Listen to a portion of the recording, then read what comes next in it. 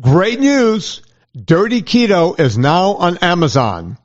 If you're living in the U.S., go straight to Amazon and get Dirty Keto. Watch it, rate it, and review it. If you're outside of the U.S., meaning Western Europe or Canada or Mexico, it's not there yet. Don't ask me why. Listen, those people made me put a PG-13 rating on it when there was nothing in it that would have caused that. But let's get ahead of this thing. Let's watch it, rate it, and review it. Go get Dirty Keto right now, and on with the show. Thanks for listening to Vinnie Tortorich on NSNG Lifestyle Audio.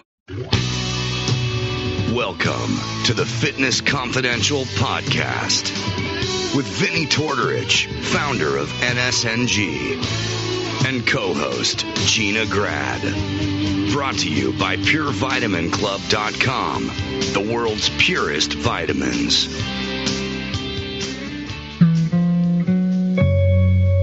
Oh, yeah. I done run into my baby, and her name is Teresa Strasser. I am Vinnie Tortorich, folks. Your good intentions have been stolen. But don't worry. I'm here to help you get them back.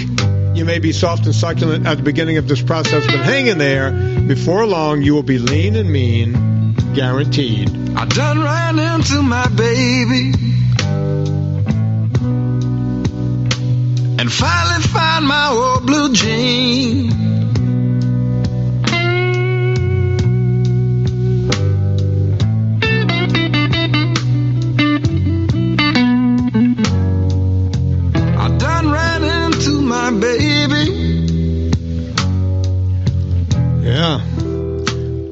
Teresa, thank you for coming in again. Do you know that song? I couldn't hear it. You couldn't hear it at all? No. Really? I thought you were just taking a dramatic pause. I was confused. That used to happen with Gina and Anna. Sometimes they can hear the music, sometimes they can't. So you can't hear. Here, I'm going to play a little more of it. Tell me, you can't hear this at all? From the oil and the gasoline. Nothing. No, I wonder if I put them. No. Yeah, the wonders of technology.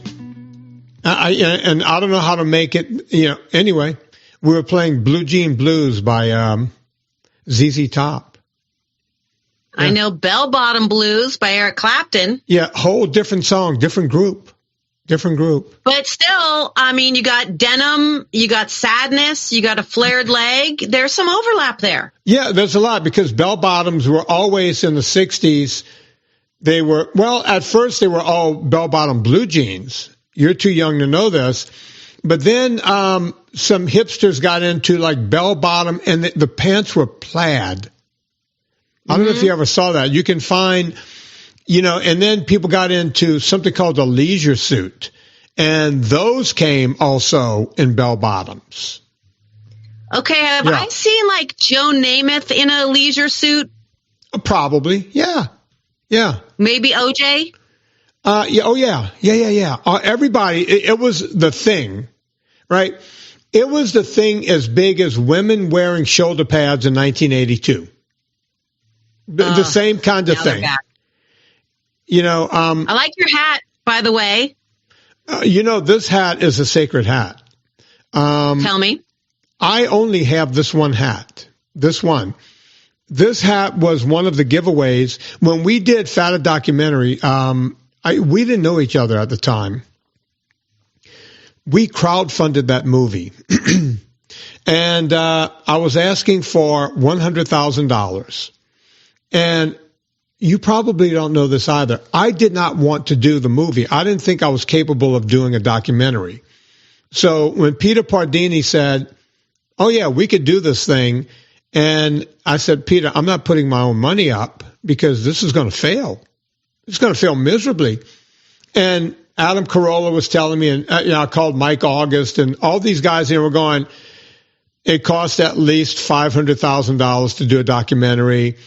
And don't expect to ever see the money back. And it's like, well, okay. And then I had a separate conversation with Adam, and I told him what I wanted to do and the whole thing. He goes, You could probably do that for around 300, 250, 300. And Peter was saying, look, I'll put my work in for free and make something on the back end, and I'll do this and that and the whole thing. And he said, let's see if we can get $100,000 up front to get the thing rolling. One of the perks was this hat. So they had different levels. If you gave like $5, your name was at the end of the movie. So we have like literally 20,000 names when the credits roll at the end. Like 5 lines across of everyone's names, of all the producer credits, of everyone that gave $5 or $10. Or I think 15 was the smallest amount you can give. And then if you gave like $100, you got this hat. And we sold a lot of these hats for $100. And then the next thing up was the signed conch shell. So you would have an actual conch shell sent to you, signed by me. And you got that for like $250. Now, do you know? Okay, this is fascinating because I've just read Lord of the Flies. Mm-hmm. I've reread it because my kids are both reading it in school. And of course, the conch shell, when you pass it around, that's who gets to speak in the meeting. Why was the conch shell your giveaway? Okay, so you see, that's why the audience loves you, Teresa, because you don't know anything about me. So you don't know about me and the conch shell, do you? I don't. Instead of telling you, all I know about you, I learned in the parking lot of Gina Grad's wedding. That's it. Yeah, you and I had a love affair for about 45 minutes one night. Mm-hmm. And I thought you were going to hate me. I think we've talked about that. It's like, this woman is a vegetarian or a vegan, and she doesn't want to have anything to do with me. And we started having a conversation, and it's one of those things where you just say to yourself, you know what? I shouldn't have judged this woman, because if I lived near her, we would be friends, right? At least I feel that way. I don't know how you feel. I feel like we both love romantic comedies. Yes. Perhaps you would expect that of me. It's unexpected from you. We both love 80s movies. We both love documentaries. In fact, I thought of you recently because did we ever talk about I think it's called Love on the Run, Jailbreak? No, is that the one where the woman busted her boyfriend out of jail? I'm obsessed with it. Really? Is that on Netflix? I saw it and I went, yeah, I got to come. But that's something I would watch with Serena. We watch those together. Watch that with Serena and then let me know what you think, because I'm obsessed with it and I need to know if you think that they were really in love, the guard and the prisoner. There was like an 18-year age difference. He was much younger. But I have my thoughts and feelings, but I don't want to prejudice you guys. Okay, yeah, we're going to watch that one soon, but that's a Vinny and Serena together thing. I'm not allowed to watch those on my own because that's something we do together. Fair. I can't believe I'm going through all of these photos of myself to find. Okay, Teresa, I'm going to just, if I don't find it here in a second, I'm going to have you Google it. Maybe I should have you Google it. You and the conch? Just put Vinny Tortorich. Is it conch? I never know how to say it. Yeah, it's pronounced conch, but some people say conch, which is CH on it. Huh. So put Vinny Tortorich conch into your Google machine and see what pops up. Oh, here I actually have photos of me signing the conchs. Here, I'll send you this. I had to sit there and sign literally hundreds of these. Well, this is when we were still living in L.A., Teresa. This is, so we have me signing all the conchs. Okay, wait a second. Were you modeling? It was it looks like I'm having sex with a conch shell. Yes. Did you find it? I did. Okay. What were you modeling? Those jewelry, it was for a company called Pachetti di Demice.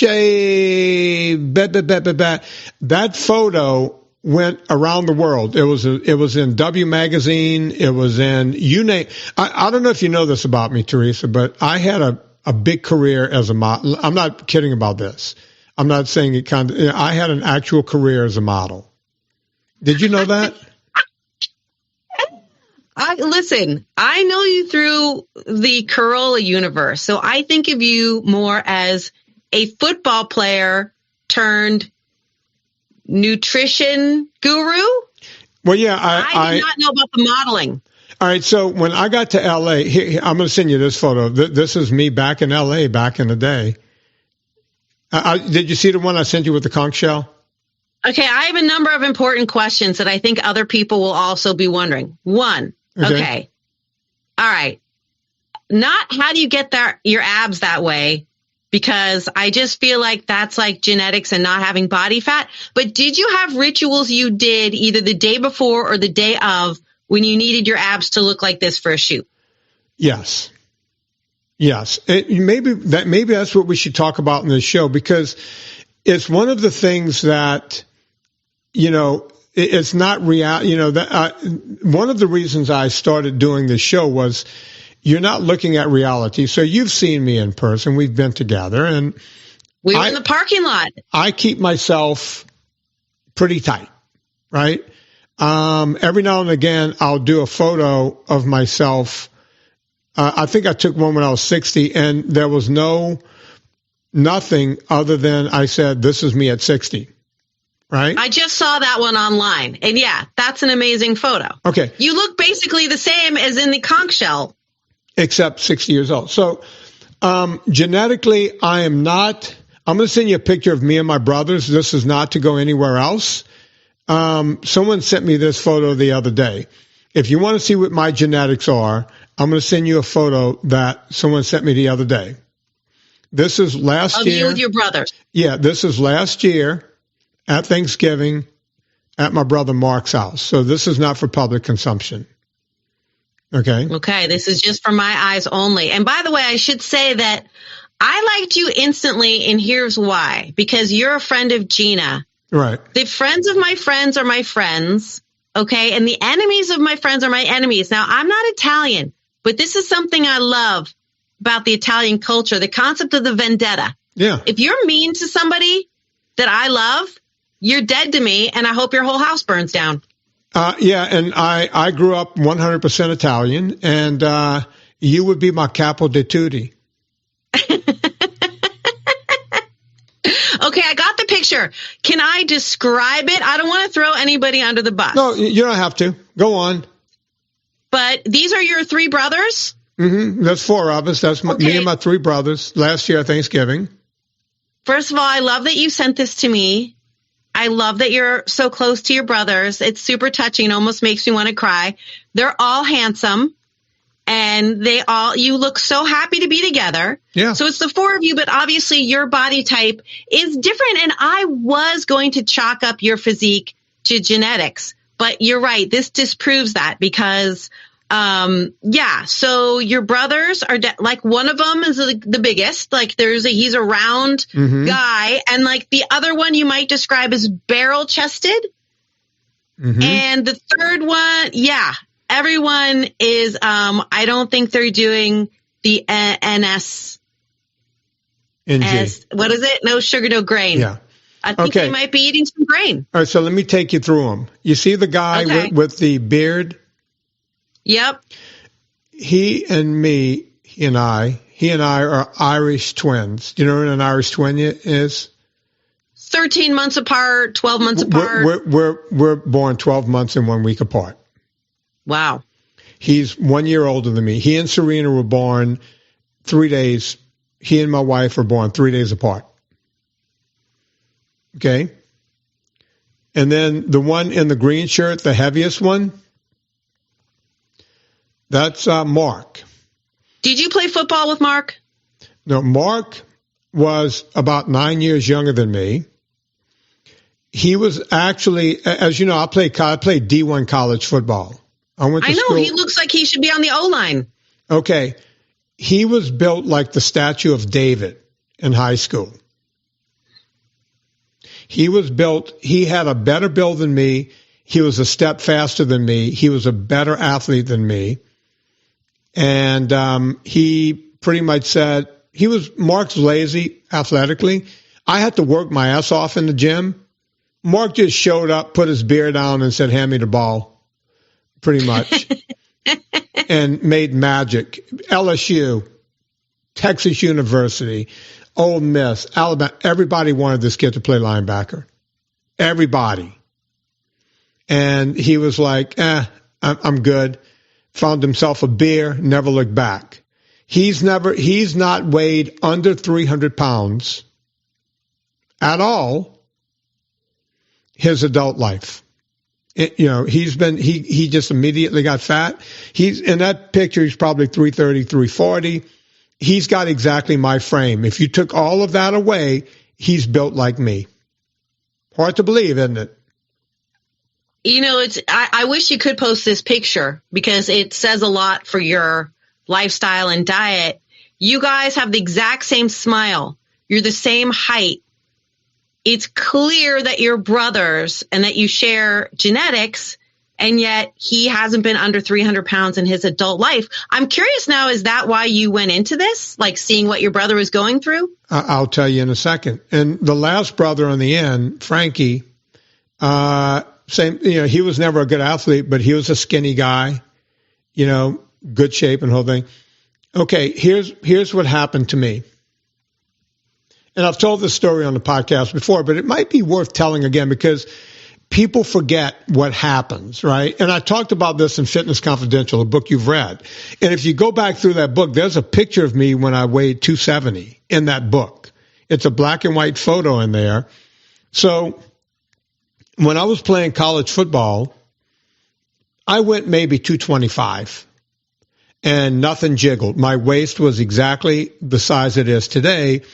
I just had giant legs, and I was a 400-pound bench presser, and I was a 550-pound legit squatter, and I was deadlifting everything you could throw on the bar in the weight room. I was just that guy and worked at it year round. But as soon as I was off of training table, when you're playing D1 ball, there's eggs and bacon and all the good stuff. Now, the defensive backs, most of them African-American, these guys don't even walk into the gym. Genetically, they're freaks. They're ripped. They're ripped all the time. I've seen these guys. We had a soft serve machine in our cafeteria for the athletes.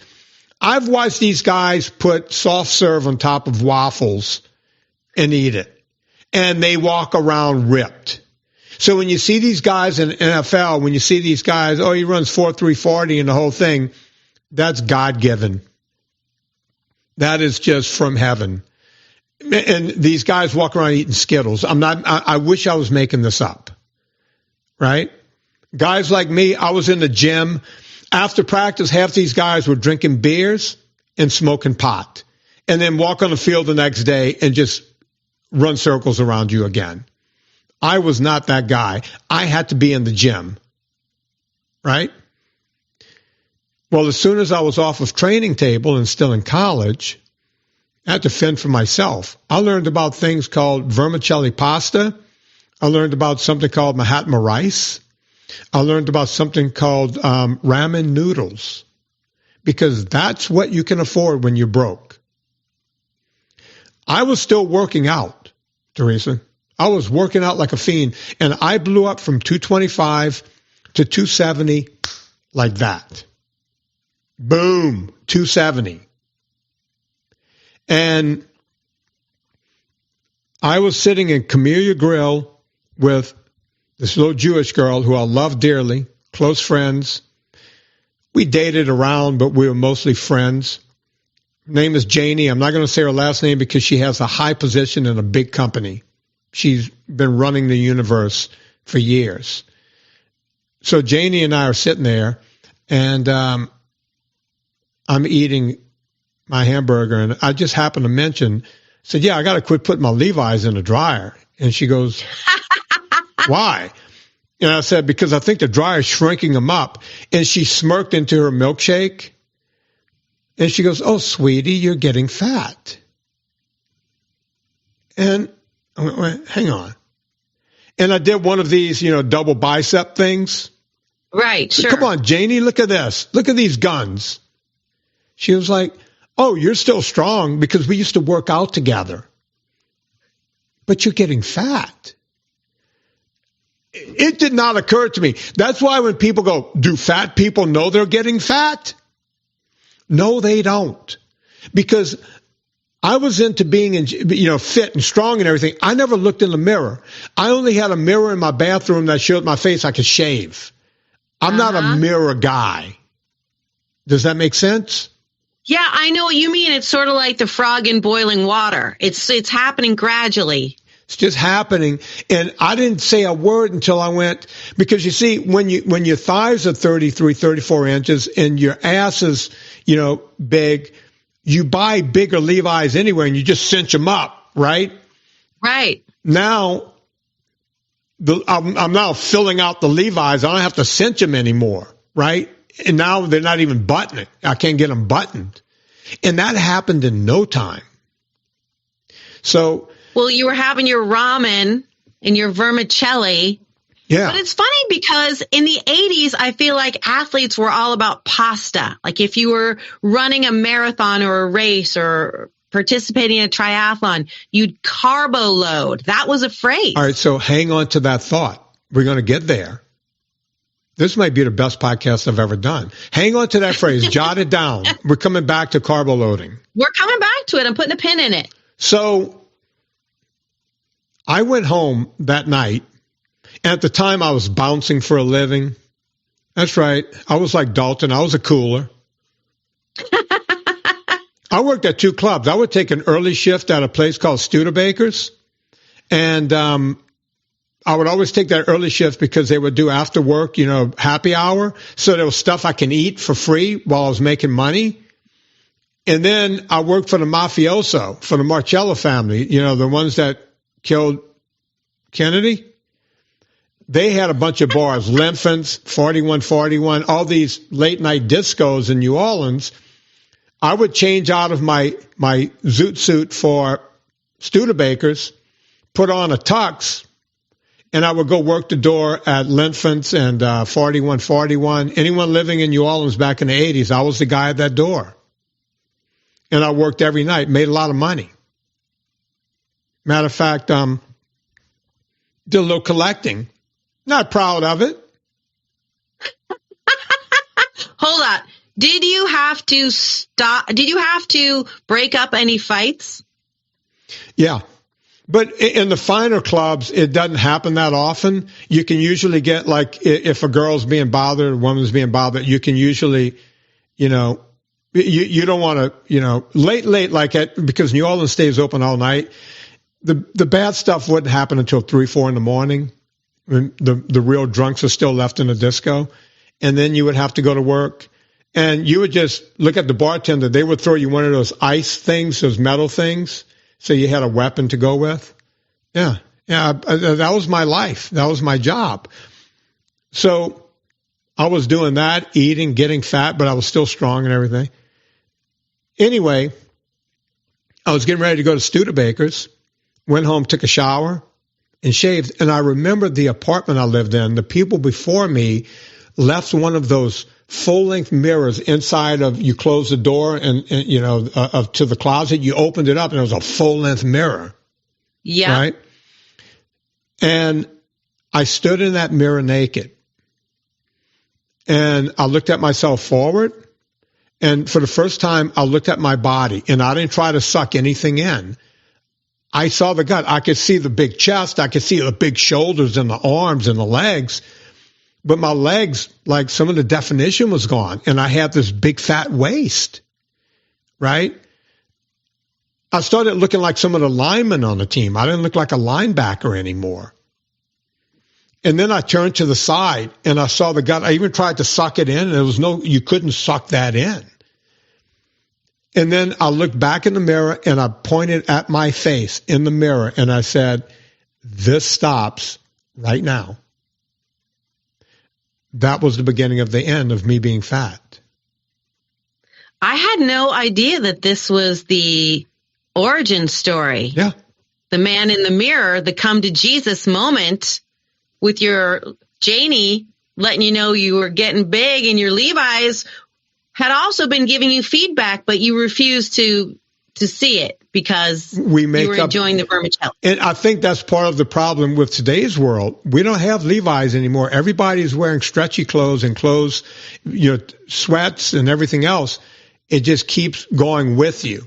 A fish, you put a fish in a 10-gallon aquarium, they only grow to a certain size. If you change it to a 20-gallon aquarium, they'll get a little bigger, right? A fish will grow to the size of what they're in. You never find a whale in the lake. They're in the ocean, right? Why isn't that on a hat? I don't have enough room to put that on a hat, Teresa.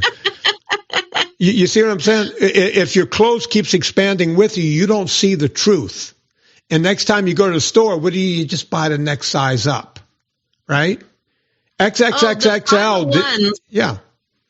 The 501s were very unforgiving. The Levi's that we all wore, there was no stretch. Yeah. Guess who still wears 501s exclusively? You trying to keep yourself honest? Yeah. Do we even have time? Right. Sorry for interrupting you. Do we even have time to get to a news story? No, this is the story today. This is it. This is it. I don't call them 501s. I call them the truth. They tell you the truth. They do. I mean, they really give you the instant feedback, and they were back in style. All the models and influencers were wearing like the boyfriend jean with no stretch for a while, but now everything has stretch. You're right. It's going to let you gain 7 pounds without really having to admit it to yourself. Yeah. Yeah. So have you heard of a jegging? Yeah. It's a jean legging. Yeah. Yeah. I know, but I got a wife. They buy all the things. So that's the beginning. And then I went down this trail, right? I went down this trail I used to watch my mom try to lose weight every summer. So I went to the store.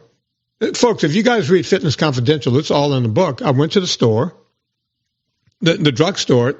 They had magazine racks. That was Google back in the day. It was called a magazine rack. I bought Self magazine. I bought Shape. I bought 3 or 4 women's magazines because all of them said lose 20 pounds by Friday. You could get your beach body by the weekend, rock hard abs by next Thursday. All these things on the cover. So I brought them home. I had a stack of books and I brought them home, magazines. And I read through all of them. Now, you see, I'm getting a degree in exercise physiology and nutrition. And these magazines are saying the opposite of what I'm learning. And wait a minute. This can't be right. This can't be, because I also grew up in a gym, and I used to watch these bodybuilders carb up. They would carb up the whole time, and then when it came time for competition, they cut every carb out and just ate high protein, and they would rip up. And it's like, well, carbs are the problem. I know this from school. I know this from every, meathead bodybuilder. I've been in this world my entire life. These magazines are telling me to eat 10 small meals a day, drink some extra water. It's just things that just didn't make sense, And so I'm reading all this, and I called Janie up because Janie was Jewish, and Jewish girls know how to lose weight. A Jewish woman started Weight Watchers. I don't know if you know that. That up in New York or New Jersey or somewhere, she was like, we're starting this whole thing. So I said, Jamie, you're in that sorority with other Jewish girls, right? She goes, yes, I am. I said, okay. What do you girls do to lose weight? She goes, well, there are 2 ways. One is you smoke cigarettes and you drink Tab. Mm-hmm. And you I've also been on that diet. And you also take something called Dexatrim. So I remember that too. I said, I'm not gonna smoke, but I can do the other 2. So I went out to the same drugstore, K&B, Katz and Best Off. Went back to K&B drugstore right there in Carrollton, and I was longingly looking across at Popeye's fried chicken, but I went into the drugstore and I got myself some Dexatrim and some Tab. And on my way home, it said, take 1 Dexatrim, but I went, I'm 270 pounds, I'm a big dude, I better take 2. So I took 2 and I washed it down with the Tab, which was the most horrific thing I ever put in my mouth. And trust me, I've put some things in my mouth. So I went, oh, this tastes horrible. About 30 minutes later, I'm jumping out of my skin. I'm about to commit suicide. So I called Janie back and I said, Janie, I took 2 Dexatrim and a Tab and my heart's fluttering and I'm jittery. I don't know what to do. I can't keep my hands still.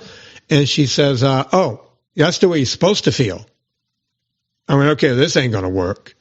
So, got rid of the Tab, got rid of Dexatrim. I've taken 2 Dexatrim my entire life. They were both taken at the same time. So I went, okay, the magazines, I know they're wrong because that's how I got fat. Janie told me about the Diet Coke diet. I said, how does that work? It's like, you just don't eat and you do a lot of cocaine. And it's like, well, I'm not taking a drug, right? I'm 62. I've never taken a drug. I've never smoked pot. So, all right, that's not going to work. I don't even have, even if I wanted to use Coke, I don't have money. I'm working at 2 Italian joints every night just to make ends meet. So I got myself what you might call a conundrum. Mm-hmm. So I've always been good with money. And I had money allotted for everything. And I had about $200 allotted for gas money for the year, for the rest of the school year. I took that money and I took $150 of it or so, and I went out and bought a bicycle. And I said, if I need to get anywhere, I'm going on a bicycle. That car is parked for emergency use only because I don't have the gas money. I just spent it. I rode my bike everywhere. And if I wanted to go visit my parents who live 70 miles away down in the swamp, I would have to ride my bike 70 miles. That's how I got into the bicycle thing. All of this happened at the same time. But then something interesting happened. A book came out called Eat to Win, Robert Haas. Robert Haas said that fat burns in the flame of carbohydrates. And the whole world took note, and places like Mezzaluna came around serving pasta for $18 a pop. Everywhere you went, everything was pasta, eat more pasta, you're going to lose weight because you can't possibly gain weight unless you can't get fat unless you eat fat. That whole era kicked in, right? I was now losing weight, doing my thing, but every time I joined a race to go run a 5K, 10K turkey trots, all this kind of stuff, everything was, you need to carb up. You need to carb up. So when I was running races, I would carb up and immediately stop again afterwards. They were telling us stuff like this, Teresa. They were saying,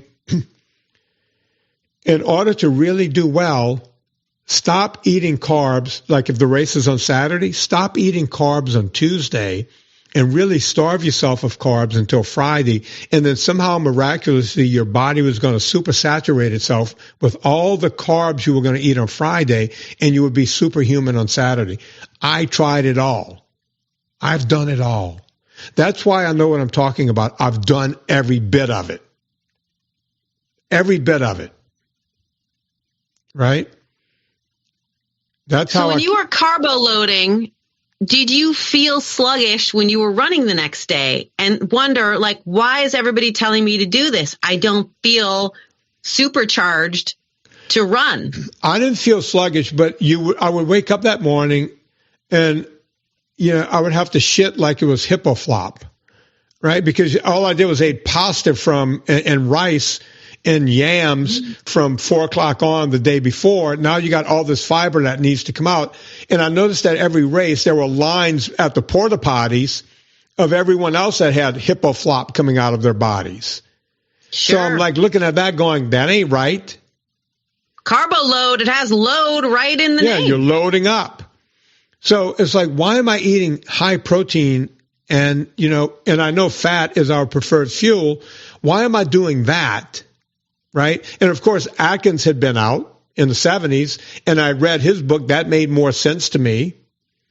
And the way I was losing weight was by not eating carbohydrates. And that's when I adopted the whole thing. Right? I feel like if you've been around long enough, you remember when we were all terrified of fat and we ate Snackwells and drank Tab and Canfield's diet chocolate soda, and sugar was like, oh, it should be a treat, but nobody was really worried about it. It's crazy to think now that we know sugar is causing so many metabolic disorders, and people are like, have some walnuts, have some salmon. Fat's good for you. Fat's not making you fat. Sugar's making you fat. Yeah, and when I was yelling about that back in 91, when I finally got to L.A. and went to Disney and went to Nickelodeon, and they were all into me, children's fitness. That's why I went out there, was to do children's fitness. And when I would say to them, yeah, we need to get kids off of all the sugar, they would just laugh me out of the building. It's like, who do you think our sponsors are, idiot? We can't have you on air doing that. Right? And there you have it. That's the story of how we got fat as a nation. I literally watched it over my career. I watched people like my brother. And look, I'm not genetically gifted at all. I have their genetics. Myself and my youngest brother, who's, I want to say Mark is now 53. I'm 62, so he's maybe 53. He looks older than me. As my friends joke, they call me Marilyn in our family. Are you familiar with the Munsters? Yes. Yeah, I'm Marilyn. That's my buddy studied. It's like, you don't look like the rest. Whenever I go anywhere with Mark, we're really good friends, and I'm always at his house. He goes, this is my older brother, Vinny, and people look at him and look at me and look at him as like, different parents, half brother? Nope, same parents, same everything. Well, I don't know if this is all going to be disproved or poo-pooed later in life, but you look at somebody like Tom Brady, who's so careful about his diet and eating anti-inflammatory foods. I don't even know if that's a real thing, but it does seem to keep people looking young. Tom Brady is eating like we ate when I was a kid. That's all, TB13 and all that kind of stuff. It was a TB12. What was his number? 12? TB12? That whole diet thing that he's making, it's basically NSNG in a weird sort of way. Of course, there's powders and potions. I guarantee you, Tom is not drinking his powders and potions. He's eating meat. He's eating vegetables. And some guy came in there and said, we're doing this. And, he's making a gazillion bucks, right? And the one thing I haven't done, go on. Tell me. Go ahead. I've never, with NSNG, I've never put out powders and potions saying that you need this to be healthy. And you're going, wait a minute, then you have a vitamin company. I've never once said on this show or anybody else's show, you need my products to be healthy. All you have to do is eat healthy. Period. And obviously now what we're learning is that processed foods are an issue and a carcinogen. Yeah. And that the basic way that you said when you ate when you were kids, that's just eating real food, like eating food, like as you said last time I did your show, with one ingredient. I made one of Tom Brady's recipes and it was ice cream, but with avocado. Right. So it's just, stuff that it's avocado, it's some cocoa powder, some ice, it's a frozen banana. Boom, you got ice cream. Yeah, much better than the crap they put in ice cream when you go to the store, right? I'd rather see your kids have that as a treat than anything else. So you're doing good by doing that. I try, but the State Fair in Arizona has just opened and they actually have like a fried chicken sandwich with Captain Crunch on it. It's churros, it's fried Oreos, it's funnel cake with whipped cream. And it's very hard to be the mom that packed the cuties in her purse for the kids to eat. Well, look, I always say put life into living. The State Fair is only around, once a year, once every couple of years or something like that? Once a year? Yeah. If you go to the State Fair one day, once a year, and your kids want to have funnel cake with cream on it, do it. They want to have the cotton candy, whatever they want to do. You know what? Today is your day. Go do what you want to do. But that's one day. That doesn't make, one of my original sayings, and the internet picked it up. I think I'm in the Urban Dictionary for 4 or 5 different things, but one of them is, it doesn't matter what you eat between Christmas and New Year's. It's what you eat between New Year's and Christmas that counts. Nothing one day is going to hurt you. If you have a birthday, a celebration, whatever it is, you do it. Just go do it and then go back to the way you were eating before. The problem is we've turned everything into a thing.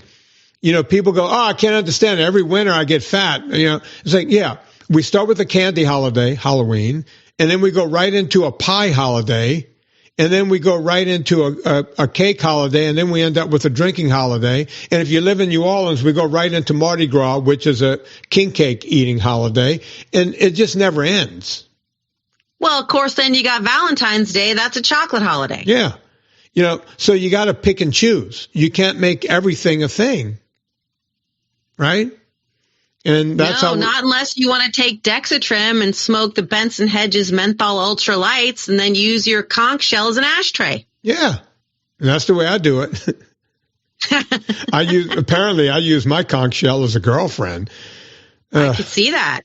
Yeah, you guys were close. I was the gay poster child when that came out, and the guy that knocked me off of that pedestal was because that was in West Hollywood too.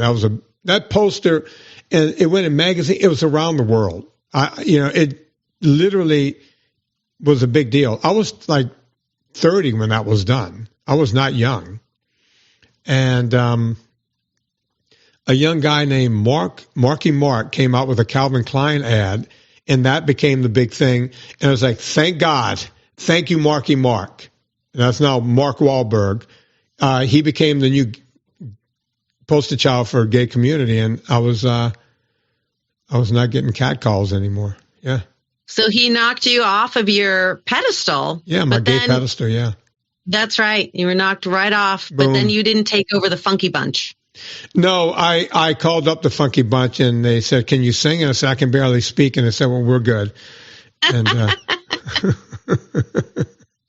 although later in life, I became friends with, do you know who Vinny Guadagnino is? No. He was on Jersey Shore. Yes. Yeah. Yeah. He's a big fan of mine. And I didn't know that. But yeah. We met once. We met somewhere once at the Adam Carolla show. And when I was leaving and he was coming in, it was like a double Vinny day. And he came over. He goes, man, I'm a big fan. I was like, you don't have to say that. He goes, no, I listened to the podcast. I love Anna. I love you. It's like, all right. And then we became buddies after that based on one meeting, just like you and me. But have you ever met the Situation? No. And when I was writing my book with Dean Laurie, we would stop. We would take breaks, and we would do 2 things during the writing break. We would watch the Shakira video, Shakira, and or we would talk about the Situation. And I've never seen the Jersey Shore, but we would go, okay, how do you think he got the name The Situation? And I would say, well, Dean, I'm Italian. And we always give someone the name like, if they call me Vinny Kneecaps, that means that, either I broke my own kneecap or I broke someone else's kneecap. And you become that thing, right? Like think of The Sopranos, Big Pussy. That character became that based on something, right? He probably walked into the room every day and go, hey, guys, here's the situation. So at some point, Italians go, here comes the situation. But then I learned later, he would lift his shirt up and he had great abs. And he would go, this is the situation right here. This is why the chicks. So we learned why, but yeah. That's well, they probably cut out all the ramen. Yeah. Yeah. So that's how the Situation became the Situation. Folks, Teresa Strasser has a book and you guys want that book, and you want it badly, it's called Making It Home. I'm going to be honest. It's like, she's sitting there. The book is all about her and her dad grieving over a year of Little League Baseball. They're not grieving about Little League Baseball. Teresa lost her brother, and the father lost his son. And Teresa's mom is no longer around. She passed. And Teresa gets down and dirty. And I got to tell you, I did not expect to like this book. But it's a page turner. You can't put it down. I'm not just saying that because she's on the other mic. Go read Making It Home. It's a wonderful book. Teresa, is there some place they can find you and the book and everything else? Oh, well, first of all, thank you for the very kind words. Thank you for having me back on your show. And you can find it on Amazon or wherever you find books, Making It Home. And I'm on social media, Teresa Strasser, Teresa no H. Yeah, she spells it the wrong way. You know what to do with me. We all go shopping on Amazon. I have a movie that's out only exclusively on Amazon right now, Dirty Keto. And don't just watch it, rate it, review it, do all the stuff. Now, if you don't like the movie, don't rate it and review it. Just watch it and then hate it in silence. And we'll do it that way. Yeah. So we talked about this woman during the show, even though Teresa won't be able to hear the song for some odd reason. On behalf of Teresa Strasser, my name is Vinny Tortorich. Put life into living and do it with Shakira. Hips don't lie. We got the refugees.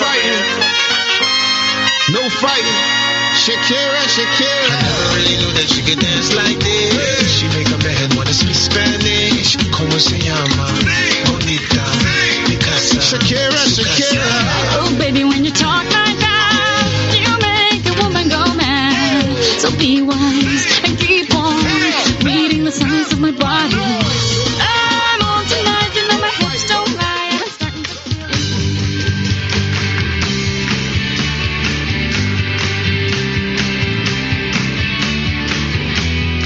Thank you for listening to Fitness Confidential. Get more information at VinnyTortorich.com. Remember to rate and review us on iTunes and follow Vinny on Instagram and Twitter.